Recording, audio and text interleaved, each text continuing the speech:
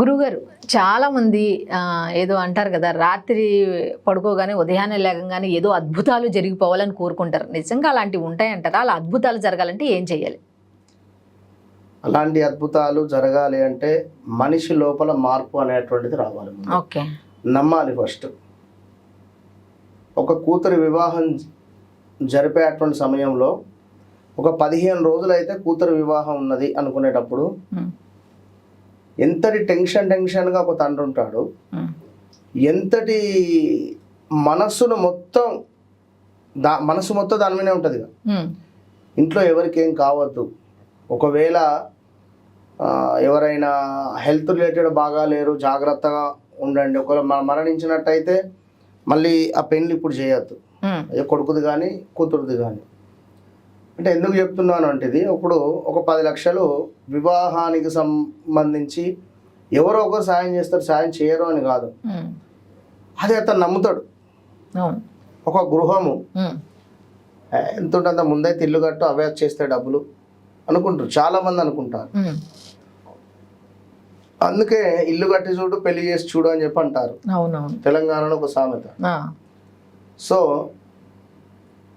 ఏది ఏమైనప్పటికీ కూడా ఈ అద్భుతాలు మా యొక్క జీవితంలో జరగాలి అని అనుకునేటువంటి వారు అద్భుతమైనటువంటి పనులు చేసుకోవాలి. కొన్ని అంటే పాడుపడినటువంటి దేవాలయము ఏదన్నా ఉన్నట్టయితే పునరావృతానికి మన వంతు సహాయం, లేదా ఆ దేవాలయంలో ఒక బ్లాక్ రిలేటెడ్ గొడుగును అక్కడ పెట్టి రావాలి.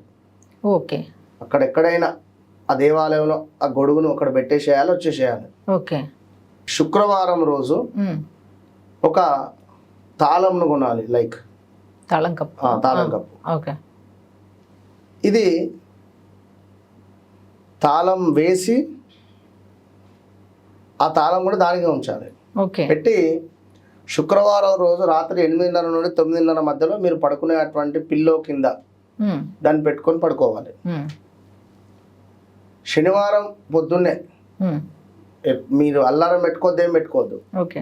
శనివారం పొద్దున్నే తెలివి కాగానే నిద్రలో నుండి మనం ఎప్పుడైతే లేస్తామో అప్పుడు చక్కగా ముందుగా ఆ తాళాన్ని తీసుకోవాలి, దాన్ని ఓపెన్ చేయాలి, లాక్ను ఓపెన్ చేసి కళ్ళు తెరిచేసి అమ్మయ్య నా జీవితంలో ఎన్ని సమస్యలు అయితే ఉన్నాయో, ఎన్ని బ్లాకేజెస్ ఉన్నాయో, దీనితో నాకు ఈ రోజుతో నా డోర్స్ అన్ని ఓపెన్ అవుతున్నాయి అంతే అనుకోవాలి.